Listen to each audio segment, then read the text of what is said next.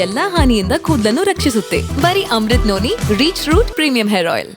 H D. Revanna ವಿರುದ್ಧದ ಸಂತ್ರಸ್ತೆ kidnap ಕೇಸ್ಗೆ ಮತ್ತೊಂದು ತಿರುವು ಸಿಕ್ಕಿದೆ. ಮೇ 2ರಂದು ಕಿಡ್ನಾಪ್ ಕೇಸ್ ಬಗ್ಗೆ ಎಫ್ಐಆರ್ ದಾಖಲಾಗಿತ್ತು. ಬಳಿಕ ಮೇ 4ರ ಸಂಜೆ ಸಂತ್ರಸ್ತೆಯನ್ನ ರಕ್ಷಣೆ ಮಾಡಿದ ಎಸ್ಐಟಿ ಹುಣಸೂರು ತಾಲೂಕಿನ ಕಾಳೇನಹಳ್ಳಿಯಲ್ಲಿರುವ ಎಚ್.ಡಿ. ರೇವಣ್ಣ ಅವರ ಆಪ್ತ ರಾಜಗೋಪಾಲ್ರ ತೋಟದ ಮನೆಯಲ್ಲಿ ಸಂತ್ರಸ್ತೆಯನ್ನ ರಕ್ಷಿಸಿದ್ದೇವೆ ಅಂತ ಎಸ್ಐಟಿ ಮೂಲಗಳು ತಿಳಿಸಿತ್ತು. ಆದರೆ ಕಾಳೇನಹಳ್ಳಿ ತೋಟದ ಮನೆಯಲ್ಲಿ ಅಲ್ಲ, ಸಂಬಂಧಿ ಮನೆಯಲ್ಲಿದ್ದ ಸಂತ್ರಸ್ತೆಯನ್ನು ಎಸ್ಐಟಿ ಅಧಿಕಾರಿಗಳು ಕರೆದೊಯ್ದ ವಿಚಾರ ಇದೀಗ ಬಯಲಾಗಿದೆ.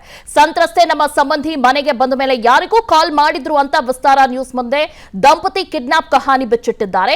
ಸಂತ್ರಸ್ತೆ ಫೋನ್ ಮಾಡಿದ್ದ ಕೆಲವೇ ಹೊತ್ತಿನಲ್ಲಿ ದಂಪತಿ ಮನೆಗೆ ಸಂತ್ರಸ್ತೆಯ ಇಬ್ಬರು ಅಳಿಯಂದಿರು ಬಂದಿದ್ರಂತೆ. ಸಂತ್ರಸ್ತೆ ಅಳಿಯಂದಿರೇ ಆಕೆಯ ಬಗ್ಗೆ ಪೊಲೀಸರಿಗೆ ಮಾಹಿತಿ ನೀಡಿದ್ದು ಬಳಿಕ ರಕ್ಷಣೆ ಮಾಡಲಾಗಿದೆ.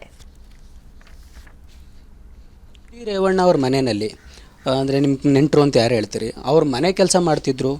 6 ವರ್ಷ ಅವ್ರ ಮನೆಯಲ್ಲೇ ಹೊಳೆ ನರಸೀಪುರದಲ್ಲಿದ್ದರು ಅಂತ ಗೊತ್ತು. ಆದರೆ ಈಗ ಚಿಕ್ಕ ಮಗಳು ಮದುವೆಲಿ ನಮ್ಮೂರಿಗೆ ಬಂದ್ಬಿಟ್ರು ಅವರು.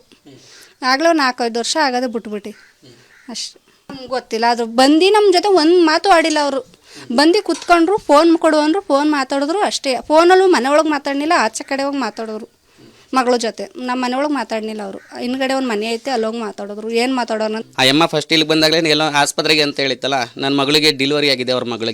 ಅವ್ರ ಮಗಳಿಗೆ ಡೆಲಿವರಿ ಆಗಿದ್ದು ಇಲ್ಲ ಆಸ್ಪತ್ರೆಗೆ ಆಪ್ರೇಷನ್ಗೆ ಬಂದವರು ಅಂತ ನಾನು ತಿಳ್ಕೊಂಡೆ. ಅಲ್ಲಿ ಈ ಥರ ಮಾಹಿತಿ ಇದೆ ಅಂತ ನಮಗೆ ದೇವರಣ್ಣಲ್ಲೂ ಗೊತ್ತಿಲ್ಲ. ಇದೆಲ್ಲ ಆದಮೇಲೆ ಅವ್ರು ಕರ್ಕೊಂಡಾದ್ಮೇಲೆ ಅದು ಒಂದು ದಿನ ಬಿಟ್ಟು ನ್ಯೂಸ್ ನೋಡಿದ್ದು ನಾನು. ಈ ಥರ ಆಗೈತೆ ಅಮ್ಮ ಅಂತ ಇಬ್ಬರಾಳನ್ನು ಕುಂತ್ಕೊಂಡು ನಮ್ಮ ಮನೆ ಜನ ಎಲ್ಲ ಕುತ್ಕೊಂಡು ಈ ಥರ ಆಗೈತೆ ಸಮಸ್ಯೆ ಅಂತ ಅವಾಗ ಗೊತ್ತಾಗಿದ್ದು ನನಗೆ. ಅಲ್ಲಿವರೆಗೆ ಒಂಚೂರು ಅಂತಲೂ ಇದು ಗೊತ್ತಿಲ್ಲ. ತಪ್ಪು ಮಾಡಿದವನು ಶಿಕ್ಷೆ ಅನುಭವಿಸ್ಲೇಬೇಕು. ತಪ್ಪು ಮಾಡಿದ್ರೆ ಶಿಕ್ಷೆ ಅನುಭವಿಸ್ಲೇಬೇಕು. ಆಯ್ತಾ? ನನ್ನ ಜೀವನದಲ್ಲಿ ನಾನು ಮಾತ್ರವಲ್ಲ, ನನ್ನ ಕೂದಲು ಕೂಡ ಆಗಿರ್ಬೇಕು ಸ್ಟ್ರಾಂಗ್ ಅಂಡ್ ಸ್ಟೈಲಿಶ್. ಬರೀ Amrut noni reach root premium hair oil ನೊಂದಿಗೆ. Reach root premium hair oil.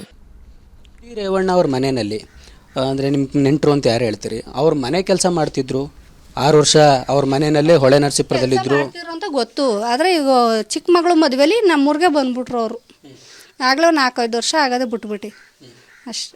ನಮ್ಗೆ ಗೊತ್ತಿಲ್ಲ. ಅದು ಬಂದು ನಮ್ಮ ಜೊತೆ ಒಂದು ಮಾತು ಆಡಿಲ್ಲ. ಅವರು ಬಂದು ಕುತ್ಕೊಂಡ್ರು, ಫೋನ್ ಕೊಡು ಅಂದರು, ಫೋನ್ ಮಾತಾಡಿದ್ರು ಅಷ್ಟೇ. ಫೋನಲ್ಲೂ ಮನೆ ಒಳಗೆ ಮಾತಾಡಲಿಲ್ಲ, ಆಚೆ ಕಡೆ ಹೋಗಿ ಮಾತಾಡೋರು ಮಗಳ ಜೊತೆ. ನಮ್ಮ ಮನೆ ಒಳಗೆ ಮಾತಾಡಲಿಲ್ಲ ಅವರು. ಹಿಂದ್ಗಡೆ ಒಂದು ಮನೆ ಐತೆ, ಅಲ್ಲೋಗಿ ಮಾತಾಡಿದ್ರು. ಏನು ಮಾತಾಡೋಣ ಆ ಅಮ್ಮ ಫಸ್ಟ್ ಇಲ್ಲಿಗೆ ಬಂದಾಗಲೇ ಎಲ್ಲೋ ಆಸ್ಪತ್ರೆಗೆ ಅಂತ ಹೇಳಿತ್ತಲ್ಲ, ನನ್ನ ಮಗಳಿಗೆ ಡೆಲಿವರಿ ಆಗಿದೆ. ಅವ್ರ ಮಗಳಿಗೆ ಡೆಲಿವರಿ ಆಗಿದ್ದು ಇಲ್ಲ ಆಸ್ಪತ್ರೆಗೆ ಆಪ್ರೇಷನ್ಗೆ ಬಂದವರು ಅಂತ ನಾನು ತಿಳ್ಕೊಂಡೆ. ಅಲ್ಲಿ ಈ ಥರ ಮಾಹಿತಿ ಇದೆ ಅಂತ ನಮಗೆ ದೇವರಣ್ಣಲ್ಲೂ ಗೊತ್ತಿಲ್ಲ. ಇದೆಲ್ಲ ಆದಮೇಲೆ ಅವ್ರು ಕರ್ಕೊಂಡಾದ್ಮೇಲೆ ಅದು ಒಂದು ದಿನ ಬಿಟ್ಟು ನ್ಯೂಸ್ ನೋಡಿದ್ದು ನಾನು. ಈ ಥರ ಆಗೈತೆ ಅಮ್ಮ ಅಂತ ಇಬ್ಬರಾಳನ್ನು ಕುಂತ್ಕೊಂಡು ನಮ್ಮ ಮನೆ ಜನ ಎಲ್ಲ ಕುತ್ಕೊಂಡು ಈ ಥರ ಆಗೈತೆ ಸಮಸ್ಯೆ ಅಂತ ಅವಾಗ ಗೊತ್ತಾಗಿದ್ದು ನನಗೆ. ಅಲ್ಲಿವರೆಗೆ ಒಂಚೂರು ಅಂತಲೂ ಇದು ಗೊತ್ತಿಲ್ಲ. ತಪ್ಪು ಮಾಡಿದವನು ಶಿಕ್ಷೆ ಅನುಭವಿಸ್ಲೇಬೇಕು. ತಪ್ಪು ಮಾಡಿದ್ರೆ ಶಿಕ್ಷೆ ಅನುಭವಿಸ್ಲೇಬೇಕು. ಆಯ್ತಾ? ಅನುಕ್ಷಣದ ಸುದ್ದಿಗಳಿಗಾಗಿ ವಿಸ್ತಾರ ನ್ಯೂಸ್ ಯೂಟ್ಯೂಬ್ ಚಾನೆಲ್ ಸಬ್ಸ್ಕ್ರೈಬ್ ಮಾಡಿ. ಹೊಸ ಸುದ್ದಿಗಳ ನೋಟಿಫಿಕೇಶನ್ಗಾಗಿ ಬೆಲ್ ಐಕಾನ್ ಕ್ಲಿಕ್ ಮಾಡಿ. ಲೇಟೆಸ್ಟ್ ಅಪ್ಡೇಟ್ಸ್ಗಾಗಿ www.vistaranews.com ವೆಬ್ಸೈಟ್ಗೆ ವಿಸಿಟ್ ಮಾಡಿ. ಅಂಗೈಯಲ್ಲೇ ಜಗತ್ತಿನ ಸುದ್ದಿ ತಿಳಿಯಲು ವಿಸ್ತಾರ ನ್ಯೂಸ್ ಕನ್ನಡ ಆಪ್ ಡೌನ್ಲೋಡ್ ಮಾಡಿ.